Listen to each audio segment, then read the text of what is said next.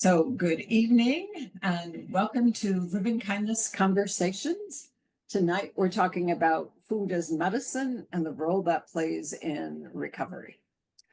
You may know that here at Living Kindness, we are a recovery community for families, and we support those who have loved ones struggling with substance misuse, which is a variety of things, from these conversations to retreats to workshops and to providing resources.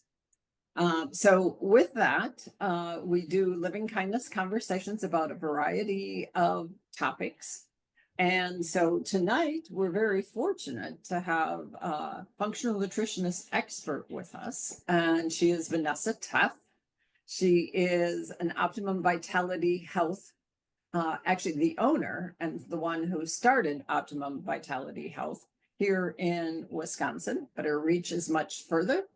And she is interested in nutrition, mindfulness, wellness, and exercise, right? But always customizing to individual goals. And I know that firsthand because she also attempts to coach me, right? But sometimes coaches aren't coachable. So anyway, but she's doing a great job of that. And so her mission is really to discover greater energy, resilience, and fulfillment, and so that we can all reveal the best version of ourselves.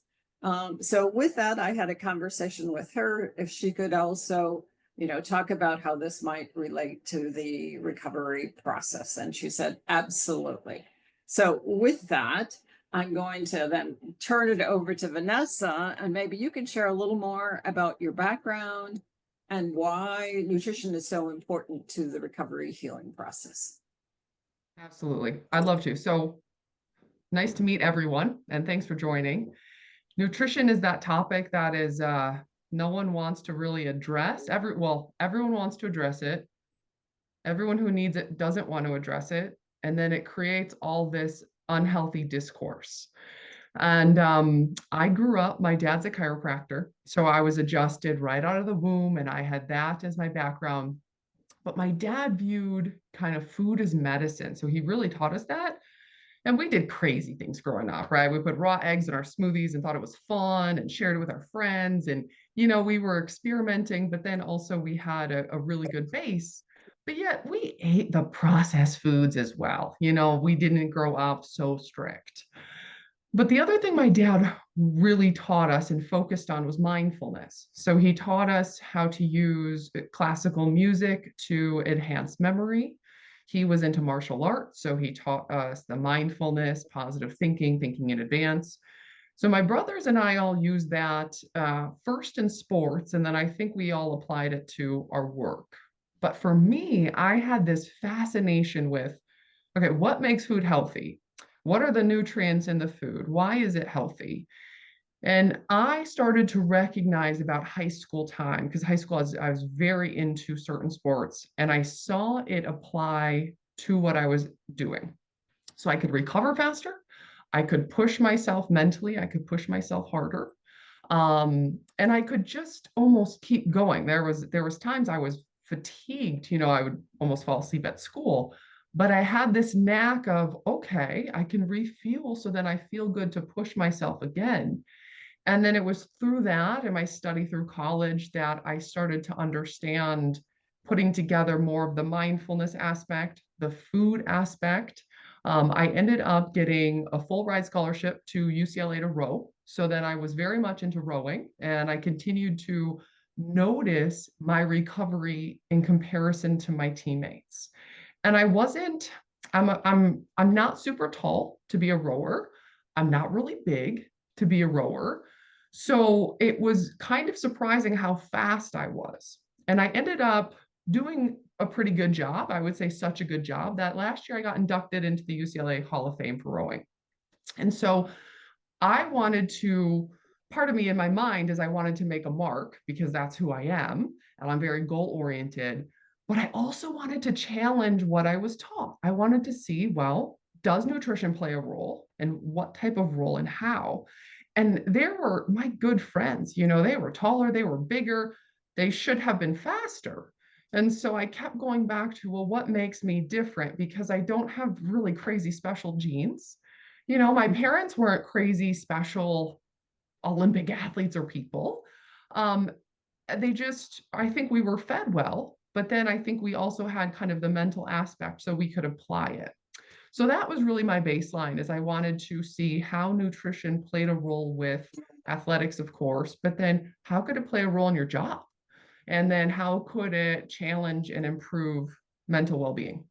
And then that led me down the path of, I studied psychology in school. And then after school, I studied under my dad. I studied under some of the top nutritionists in the state and also Australia, herbalist in Australia. And I just was a sponge. I wanted to learn as much as possible. And I really wanted to go back and learn as much as possible of what used to be done in the history of nutrition or just medicine in general, naturopathy, homeopathy. Where did all this come from? And then apply it, because I'm always asking questions. Why do we have such a hard time applying it today? And why is it the sticking point? As I learned more, you step back and I think you first look at yourself, then you look at the people around you. And I saw either, my dad's patients and my clients, or even saw my family have a struggle with what they needed to do and what they felt kind of pushed like cravings to do. And I went, there's a difference here. There's clearly an emotional component, there's a brain component. And then when I really started to study concussions, and we'll get into this in a second of what kind of concussions do in different concussions, and how that plays a role. But when I really started to study that, I learned so much about the brain. And I finally understood what is it the brain is looking for, because the brain feeds first. The brain and the nervous system feed first. So you have to nourish it. So we'll talk about what they need. If that's not supported, nothing else physically or even physiologically down the line will happen. So that kind of brought me here because I had a conversation with Christine, but really my history is my parents were alcoholic. My grandparents, excuse me, were alcoholics, my mom's parents. And she grew up in a really harsh family, but she never really touched alcohol. So I always thought like, how is your brain different? Was it different? How did you think about this? And as I step back, my dad's in the natural health field, but both my parents had addictions to certain things and not healthy things from my perspective. And I went, well, what is this? What is an addiction? And then my fiance, there's a lot in his family, which pushed me to kind of understand this more, because I always want to learn, not so I can push this down someone's throat, but how do I help myself understand someone? But how do I help myself if clients come in? I'm not one to tell them, well, you're just wrong, right? Or it has to go this way, because nutrition and health has to be individualized. There's one thing that is true about that, is it's definitely individualized. So I wanted to learn more for my own sake. How do I help people connect with them? But also, how do I teach them that this isn't that challenging? It can be made easy. So here we are. Well, thank you so much. So as we talk about substance misuse, can you share a little bit in terms of how substance misuse affects the brain chemistry, maybe emotional well-being, from a nutritional perspective? Yes. So we're going to get into what happens. So the brain sees food with substance misuse. The brain attaches to something, and it attaches to that as an object. So it's going to attach to food in some way as an object, not always nourishment. Well, what does that object do in most instances, especially in the substance, is it increases dopamine, which makes us feel good, gives us motivation, moves our muscles. It's not a bad thing. Unfortunately, in our society, we have these things, even social media, that gives us a high dopamine hit every few seconds. So we're wiring our brain to look for that. So then we start to look for that. So the brain is craving something. Then it starts to communicate down to the intestines to say, hey, this is what we need. So the intestines are known as, you're all probably heard this, as the second brain. And here's fascinating research out of neurology in probably the last 7 to 10 years. If you heal the nerves in the brain, you will automatically heal the gut. And if you heal the nerves in the gut, say leaky gut, IBS, whatever you want to diagnose it as, you will heal the nerves in the brain. So they are absolutely linked in that way, that if you heal one, you heal the other. So if you're working with dopamine, okay, you have to kind of switch or help the brain feed off of something different. All right. It also goes back to a little bit of serotonin. So there's these things called neurotransmitters that are literally nerve signalers. They just help the brain signal. Right and left brain communicate, different aspects of the brain. And then they do things for the rest of the body. So dopamine and serotonin are basically the most well-known. Serotonin often makes us feel good, okay? It's the only neurotransmitter that's made outside the brain. So it's made in the gut. And it responds to, or it's made by, our gut microbiome. So you have to have certain bugs in the gut to make serotonin. So this is this gut-brain connection we're going to get into because it's huge. You can't just work on one. So when you're dealing with substance misuse, you're kind of thinking both and supporting both at the same time. So going back to gut microbiome, out of all of the DNA in the body, 90% is not human, which is crazy. 90% are all of these bugs. So there's good and bad everything. When you talk about a virus, they're not all bad. There's viruses that actually kill cancer. So really cool stuff. So what we have to do essentially in dealing with brain chemistry is link the gut and the brain. And you can do that through mindfulness and meditation work. You can do that through nutrition. When there is serotonin that's off, dopamine that's off, let's just say all neurotransmitters, if they're so far off, okay, low or high, it will start to create underlying inflammation. So there's ways in which the gut-brain axis, is what this is called, can disrupt. If it disrupts, technically, it's called a concussion. There's different ways that we can get concussed. And a concussion underneath is just nerve inflammation, neuroinflammation, that's all it is. So most people, when you start to look at it this way, you start to understand the gut-brain connection and communication. So most people think of a concussion as football, soccer, I got my head hit. Yeah, that's one way. You could slip on the ice, car accident. Okay, that would be a physical concussion. You could have a toxicity concussion. You're so overburdened, say there's a heavy metal toxicity, that can create gut-brain axis disconnect and trigger nerve inflammation. If this is happening, so the reason I'm getting into this is because if this nerve inflammation is happening, you will have this disconnect in gut and brain. So then you have to start to kind of work on both. You have to support both at the same time. So we have a physical concussion, we have a toxicity concussion, we have a hormonal concussion. So women, when we're cycling, when we ovulate, it connects the brain all the way down to ovaries. That produces inflammation short term. It's very similar to a concussion. So ovulation is very similar to a concussion. But if your hormones are just drastically off, that can trigger this underlying inflammation and gut-brain axis disconnect. And lastly, trauma. So this is the big thing that we're going to get into. Trauma, any sort of trauma, or really when we go back to substance, an unmet need from way back, that can create this concussion. So you can't just say, oh, your serotonin's off, oh, your dopamine's off, you don't have it, you're looking for it. Yes, but you also have to link the gut and the brain so the brain knows what you're breaking down and absorbing, because otherwise the brain doesn't know what to tell the nutrients where to go. It doesn't know what you have. But also the brain needs to communicate to your gut to tell your intestines what to do. It's literally the brain that stimulates the peristalsis for us to have a bowel movement.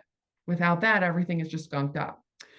So you look at it not from such a chemical point of view, which it is, but you start to say, okay, there's inflammation. So what do we do about that? And then there's certain nutrients, really simplistically, that can help link this. Most people, if there's something off in their brain, or if there's substance misuse, mental health, they almost always feel in their gut. So it kind of doesn't matter where you want to start. If you want to support both, If you improve your digestion, if you improve your elimination, if you improve your microbiome, the good and bad bugs, you're going to improve your brain. Okay. So a lot of people think you got to rewire the brain, and that's overwhelming. No, we can work on digestion in the gut and heal the brain. Interesting.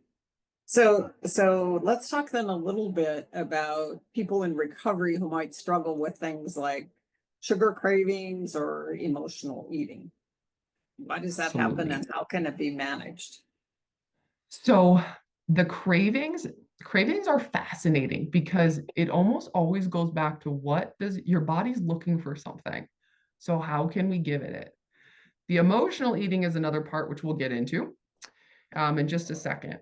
So cravings for salt, it's the adrenals. Okay, so when we have a gut-brain axis disconnect, when we have underlying nerve inflammation, even just from trauma, okay? I don't know, I can't remember the years now because I don't keep track, but my mom passed probably 7 or 8 years ago.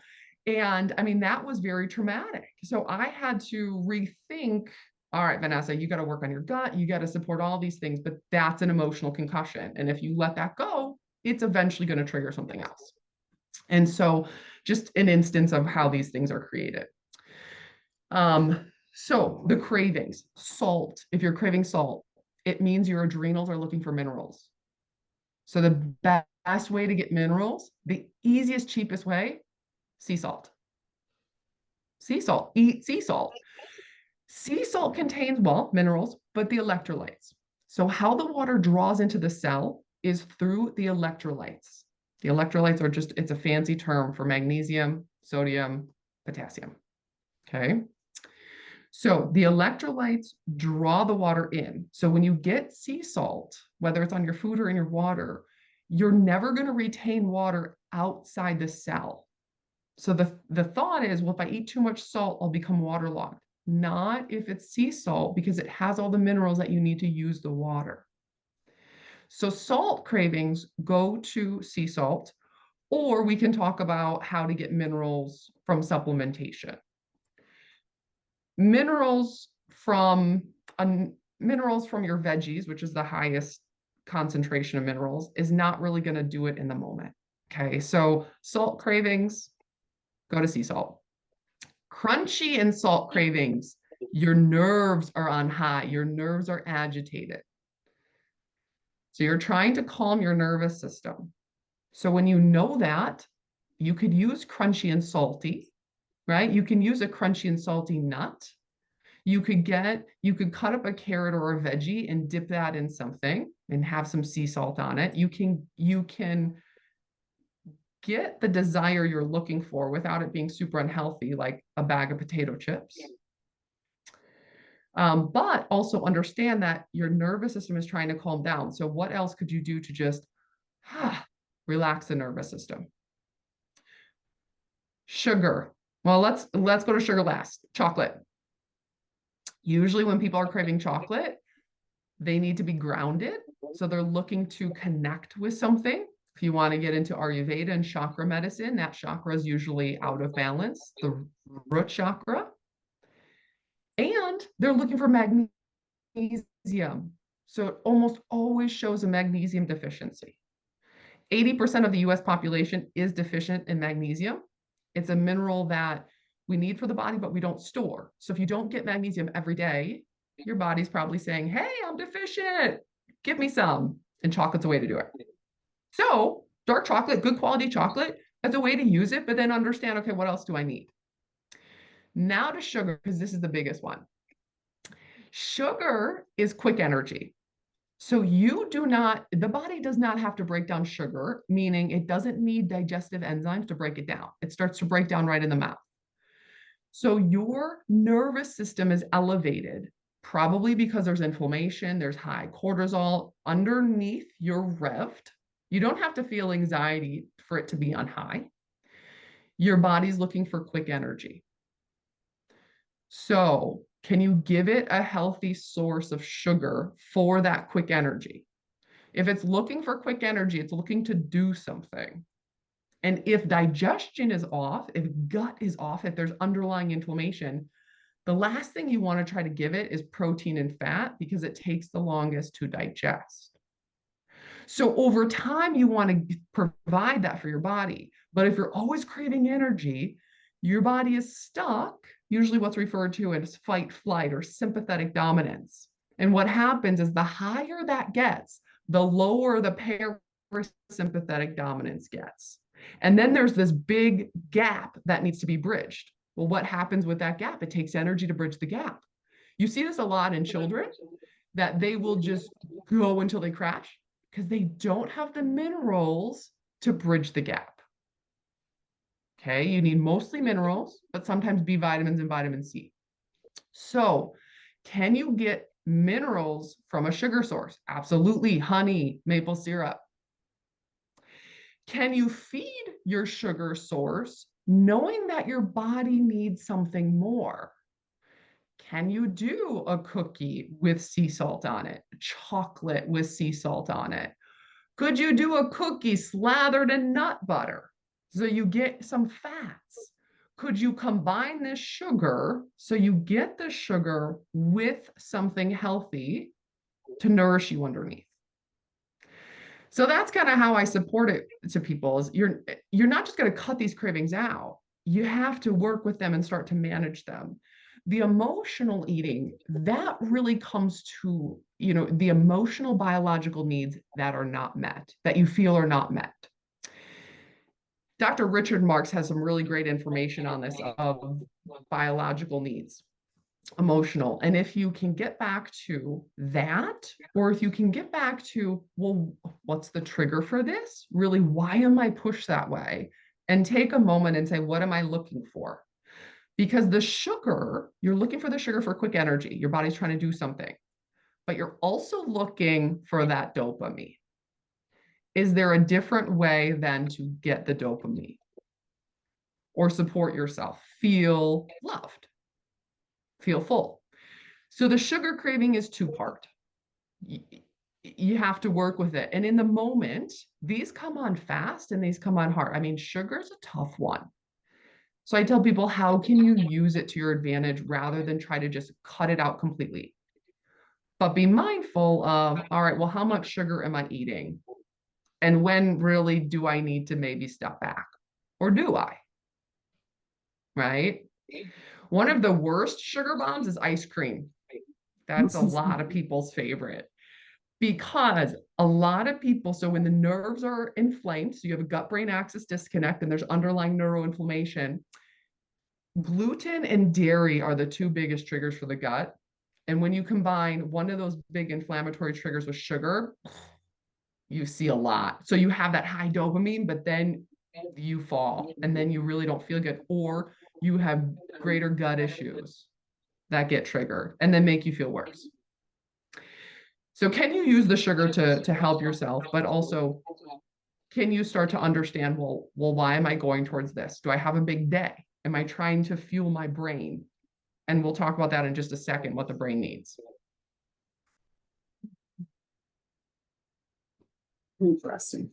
So what does the brain need? Yeah. I don't know if I can jump right in. Yeah, go ahead. All right. So as I said, the brain feeds first, okay? Then the heart feeds second, and then the rest of the body. So the brain primarily needs two things. It needs minerals and it needs fats. Half the brain is fat. 60% of that fat is DHA, kind of one of the omega-3s. So if you give the brain the nutrients it needs in a very efficient and effective way, then your brain, your nerves aren't looking for that quick sugar. So then the nervous system can start to calm. It might be the adrenals triggering the sugar, or it might be, right, you just want it, because sometimes we just want it, but okay, it's not my brain. So how to get this in there? Healthy fats, if you like fish, eat fish. The goal would be eat fish about 3 times a week. That's what you're looking for. If you don't like fish, you could supplement with a fish oil. That's always an option. Those would be the omega-3s, the essential fatty acids. You can get them from nuts and seeds. They're just not as absorbable. But you can still do it. Flax, chia, walnuts. Those are the high seed and nut sources. And then coconut oil ranks high on the list because coconut oil has something called medium chain triglycerides, MCTs. They're short, medium, and long. They don't make this hard. Short, get burned up really fast. Long, your body has to break down and convert. Medium, goes right to the brain. So could you ingest coconut oil? You know, there was a trend of adding coconut oil to coffee. You could do that. You can get it in a supplemental form. You could eat it off the spoon. You could combine it with a little bit of honey. I mean, however you can get it in, do it. But if you do coconut oil, you will notice that quick brain fuel, that or an omega-3, fuel the brain. Then we get to minerals. Minerals are a little bit harder to get just from food. Fats, very easy to do in your diet. Mineral, I think you have to work for. You can do it with sea salt, as we already talked about. You usually need to do 1/4 to 1/2 teaspoon of sea salt a day. So if you go, ooh, that's just too much for me. All right, we got other options. Veggies, particularly green leafy veggies, are highest in minerals. But to put this in perspective, to get enough minerals just to meet the government's RDA, which is recommended daily allowance from green leafy veggies, we have to eat, the highest source are turnip greens. Very few eat that. Kale and spinach. Okay, kale and spinach are more popular. 12 cups of those a day just to meet the RDA. So difficult, right? Especially if you have gut issues, that's not going to go over well.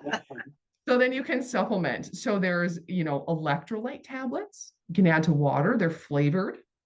There's a lot of them that don't have sugar. There's greens powder.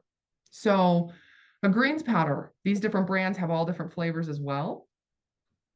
But that's going to have all different greens. Add it to water, shake it up, drink it. Add it to a smoothie, easy. Or you can do electrolyte drops. So they even make them. There's one company called, I think, Mineral Drops, pH Mineral Drops is what it is. You can just add those to your water, doesn't change the flavor. So think of, okay, well, can I hide these green leafy veggies and things? That's an easy one, right? If you're making chili, you're making big batches of stuff or pasta, you can add this cooked in there, easy. But really, how do you get enough to sustain yourself on a daily basis? And easiest way is sea salt. The next way is to supplement. The best thing you could do, or anyone looking to get more minerals can do, is to make it sustainable. So choose an option that makes sense to you and that you can do every day. If you're starting to get sick of whatever you're doing, switch. So let's take this down to a very practical level of someone who might be new to recovery and financial resources might not be plentiful. Food insecurity might be a challenge. And so how do you access some of these healthy foods that somebody who has the financial wherewithal would be able to access? And so that would be one, would be access. And two would be, maybe I haven't necessarily eaten healthy. And so processed foods have been high on the list, right? Because I haven't thought so much of being nourishing myself. And so how do we make that mental transition? So access and mental transition. I think the mental transition comes first of just thinking about food differently. Not healthy food, not organic food, just food. So you go and you go to McDonald's and you're going to get a cheeseburger, fries, and ice cream. Can you think about this differently? Can you do less fries? Can you do a small fry? Because that's just going to be fried food. Okay. Can you maybe get more protein on your burger? Or could you choose fish? So you're getting fish. And could you swap a shake for an iced tea or something sparkling that has less sugar? So you have to just start to think of, how do I get protein and fat potentially at every meal? I think that's the easiest thing to do. If you grab a yogurt and there's fruit in the yogurt, well, that has a little bit of protein, it has a little bit of fat. So that's a great place to start. Dairy is you're going to burn through dairy protein faster than animal protein. So just know that, hey, you may be hungrier sooner. And look at your plate of, okay, do I have some protein and fat? You don't have to give up everything. Just could you do it slightly differently? Could you even get a double cheeseburger and just don't get the fries? Because the fries, they're not doing anything nutritionally for you. That's an option. Okay. Could you, if you like fish, could you start thinking about, okay, how could I get fish in? Right? You don't have to go to the fish market and get fresh fish. Get frozen fish. Get fish on sale. Get the cheapest fish. Right? And you don't have to cook it in any fancy way. I mean, you could make fish cakes. You could put it in a fish taco. So I think the first part is just thinking about food just slightly differently. Protein and fat. So protein is going to nourish the cells and give you energy for your day and just all the thoughts. Fat is going to start to nourish the brain. Veggies are the hardest thing to get in because when you're not a veggie eater, you go, ugh, I'm not making a salad. I don't like salad. I'm not cooking spinach. So could you look at it of salsa? Well, salsa, green peppers, onions, tomatoes, you got some veggies there. I don't really consider ketchup a source of veggies, although there are tomatoes in there. It's high sugar. It's not always the best thing. Could you get even a small side soup, right? With some veggies in it. That doesn't have to be the biggest thing, but could you get it that way? It doesn't have to be boring. You know, if you're not used to here in, obviously, Chris, you're not in the Midwest anymore, but I don't know if they have Culver's in Colorado. But here, there's Culver's is a fast food restaurant, and everything is fresh. Although I'm not saying go to Culver's, but I know at Culver's they will put lettuce and tomato and pickles on your burger. Well, can you get that rather than saying no, I don't want any of that? So really simple thoughts of how to do it. And I think in terms of making it sustainable and affordable, you got to think of the foods that you like first and foremost. Because if you buy foods that are health foods that you don't like, you're not going to eat. Don't spend money on crazy organic health packaged processed foods. Just try to eat real food. And it starts with, what are my protein sources? Mostly animal, but some dairy. What are my fat sources? You're going to have fats in dairy. You're going to have fats in butter, olive oil, coconut oil, avocado. And then can I get my minerals in? And if you can do that, you don't have to be so stressed about these veggies that are just on the side. And then as you start to eat more complete, you will start to feel better. You'll start to digest better. You'll start to absorb better. You'll start to get more nutrients to your brain. Once that happens, then you usually have the desire to eat healthier or cleaner. The worst thing you want to do is try to take all this stuff away. I always recommend add something positive in. Add something positive in. And if that positive thing is, do I have a protein and a fat at every meal? Awesome first step.